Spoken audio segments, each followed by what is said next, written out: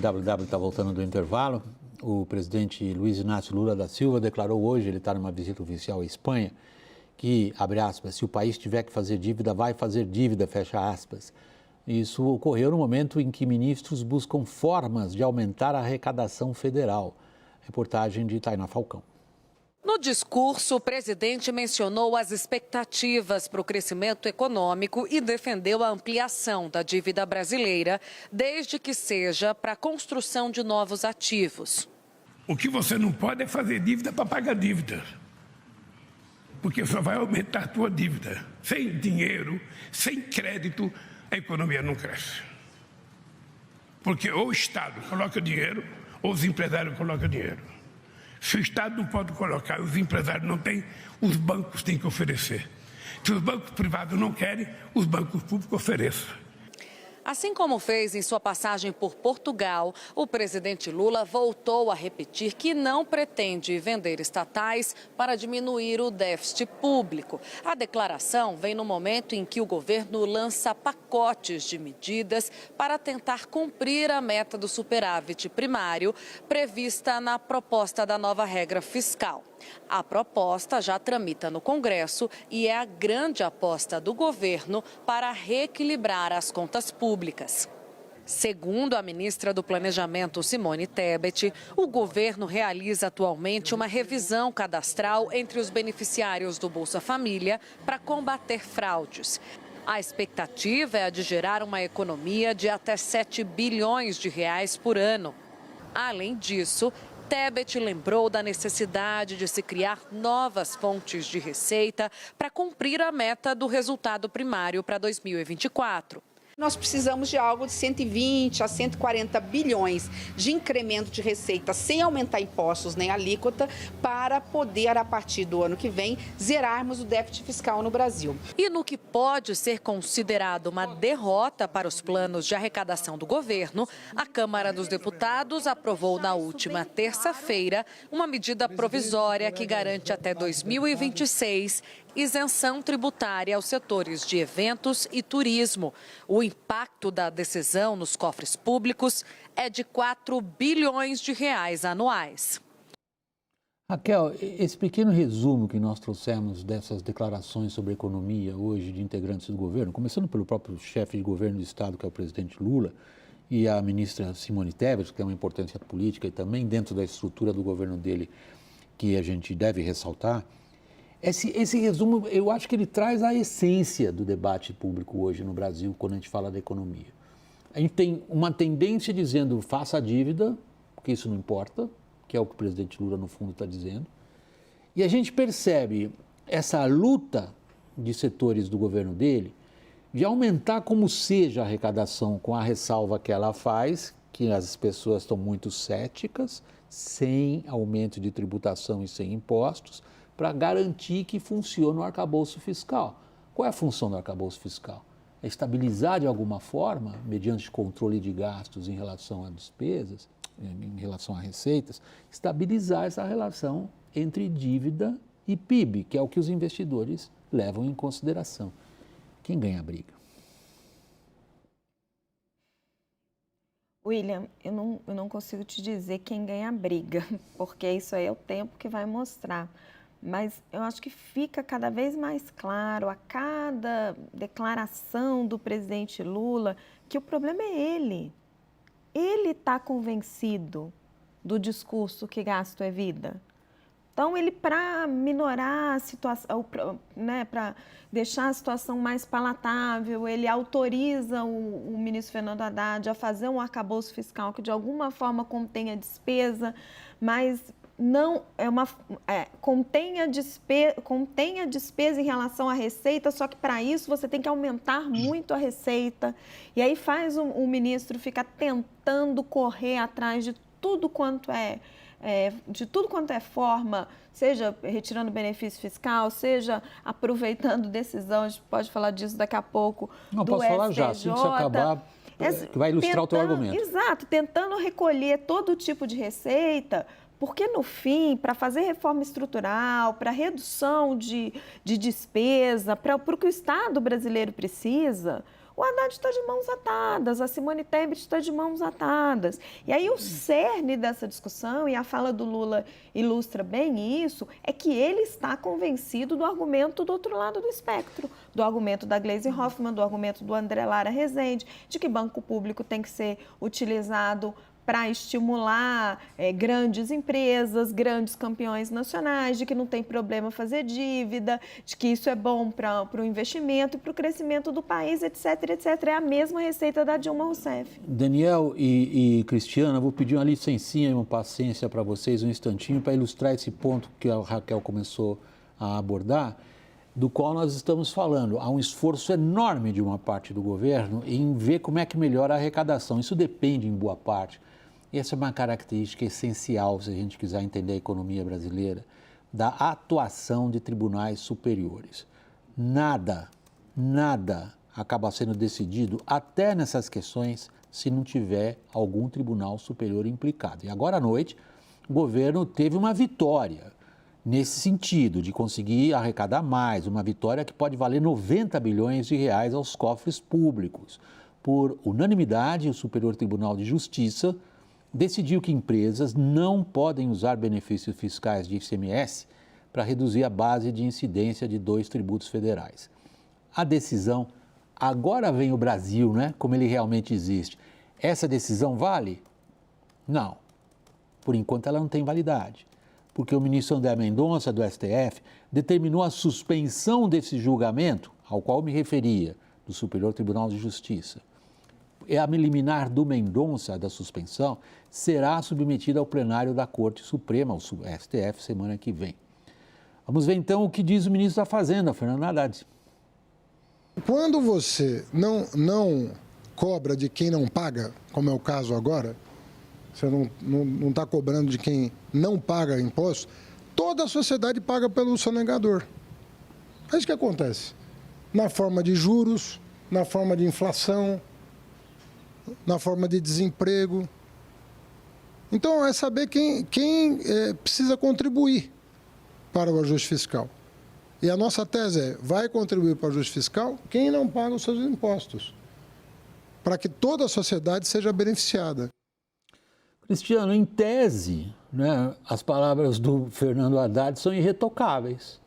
Em tese. Ele está escrevendo em tese, no fundo, o credo, ele deve ficar bravo comigo se eu falar isso dele. No fundo, ele está descrevendo um credo, posso falar assim, liberal, Raquel? Pode. Que não existe nada de graça. Se alguém tem um benefício de um lado, alguém está pagando mais do outro. A tese dele me parece impecável. Agora, do ponto de vista político, ele consegue? William, o problema aí também é que o governo ele cobra, eu faço essa relação dessa frase que falou o ministro Fernando Haddad, com uma apresentação que fez nessa semana o ministro Roberto Campos Neto sobre a questão dos juros, né? Você diz o presidente do Banco Central. O presidente do Banco Central, certo. Roberto Campos Neto, ele falou lá na Comissão de Assuntos Econômicos, por exemplo, que o Banco Central ele acaba tendo que manter também os juros altos porque a gente tem um juro subsidiado, 40% a taxa de juros subsidiado no país, se você for comparar com outros países, inclusive aqui da América Latina, Chile, por exemplo, Peru, que é de um dígito apenas, e do Brasil está aí 40%. Então, quando você tem esse juro, aqui a taxa Selic tem que acabar sendo mais alto, isso dificulta muito o crédito. Então, existe ao mesmo tempo que o governo fala de cobrar de quem não está pagando imposto, mas o governo também não ajuda o Banco Central, pelo contrário, defende até essa tese de subsidiar mais juros para aumentar esse gasto, e isso acaba dificultando o trabalho dos dois lados, né? Tanto pelo lado não apenas pelo lado do governo, que ele reclama disso, que o juro é alto e tudo mais, mas acaba dificultando também o papel do Banco Central. E simplesmente investir por investir, como o presidente Lula falou, também não é a solução. Existe relatório do TCU de centenas, de milhares de obras inacabadas no país. e essas obras simplesmente começaram e não terminaram. Então, o simples fato de investir, pegar dinheiro para investir, não resolve. Essa obra ela tem que ter começo, meio e fim, e começar a prestar, e gerar resultado, porque senão acaba se tornando meramente um desperdício de dinheiro público também. É isso que a gente vê nesses relatórios que o TCU faz de obras inacabadas no país. Daniel, o que a ministra Simone Tebet fez hoje, ela lançou um alerta. Eu acho que as pessoas têm que prestar bastante atenção no que está embutido ali. Ela está dizendo que a essência, no fundo, do arcabouço fiscal, que é permitir um crescimento dos gastos sempre em relação ao crescimento das receitas, esse é o princípio fundamental embutido ali, vai depender de um crescimento de arrecadação, que ela mesma diz ali no microfone, ela parece um pouco preocupada e ela solta um número alto. Vai depender de se tapar um buraco considerável. Vão conseguir? E o porquê desse problema, William? A gente pega ali a emenda do teto de gastos no governo Temer em 2016, veja que essa regra não criou uma grande restrição para o próprio governo Temer. Por quê? Ali no primeiro ano, em 2016, o governo Temer criou um orçamento com certa folga. E a partir dali ele estava congelado, os gastos só podiam crescer de acordo com a inflação, sem aumento real. Mas não foi um grande problema no início, porque você teve um aumento ali da base de gastos. Foi mais ou menos a mesma coisa que fez o governo Lula ao negociar ainda na transição a PEC do estouro. Houve uma elevação do patamar orçamentário ali em torno de 200 bilhões para pagar uma série de promessas eleitorais que também seriam necessárias caso tivesse ganhado o ex-presidente Jair Bolsonaro. Precisava pagar uma série de contas ali assumidas na campanha eleitoral. Só que houve essa elevação já. Aí a grande surpresa é que quando aparece a nova regra fiscal, você tem crescimento real das despesas. É verdade que um pouco limitado ali pelas receitas, mas você sempre vai ter aumento real das despesas sobre uma base já relativamente inchada. E é isso que cria uma necessidade de, neste ano, você ter 150 bilhões de reais a mais de arrecadação, de no ano que vem você ter 140 bilhões, como citou a ministra Simone Tebet, sob pena de, não alcançando isso, elevar a dívida. E se for elevar a relação dívida-PIB, você mata um pouco a essência do arcabouço, que é dar um panorama de sustentabilidade ali no médio prazo. Porque é isso que realmente afetaria as contas públicas brasileiras, no sentido de não permitir uma redução consistente, sustentável da taxa de juros. Raquel, para arredondar. William, eu queria só agregar um ponto, William, que vale dizer que mesmo essa decisão do STJ que o governo teve, que foi favorável, ela não tem uma validade imediata, não apenas só por a questão da liminar do ministro André Mendonça, mas também porque os próprios ministros do STJ, ao proferirem seus votos, eles já estão esperando que as empresas entrem com embargos. E essa decisão ela só vai ser aplicada depois de transitado em julgado.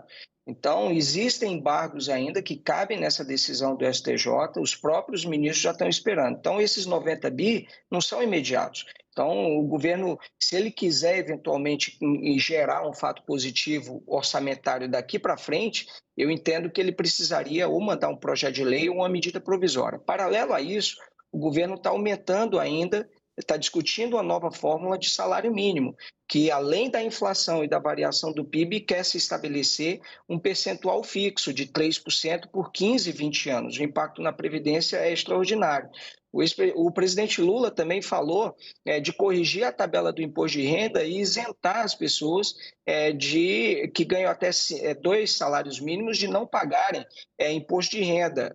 Nessa semana, o Congresso Nacional aprovou um projeto de lei reajustando o funcionalismo público em mais de 9%. Então, o governo que está procurando 150 bilhões de reais, ele está sinalizando cada vez também com mais gasto permanente. Então, essa conta, obviamente, que uma hora não vai fechar. Já não está fechando. Para arredondar, Raquel, rapidamente, a conta não vai fechar.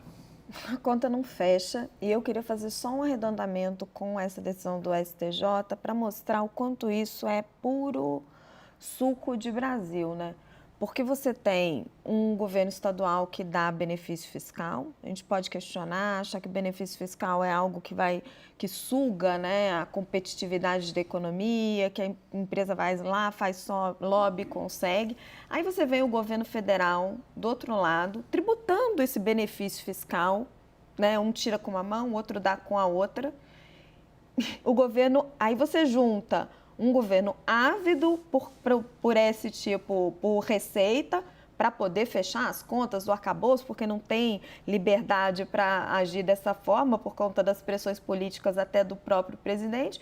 E do outro lado, você tem uma vaga aberta no Supremo Tribunal Federal, que precisa ser preenchida, que acaba influenciando em todos os tipos de decisões e movimentações que são feitas dentro das altas cortes do judiciário. Você junta essas duas coisas, hoje eu ouvi de um advogado tributarista, vira uma várzea.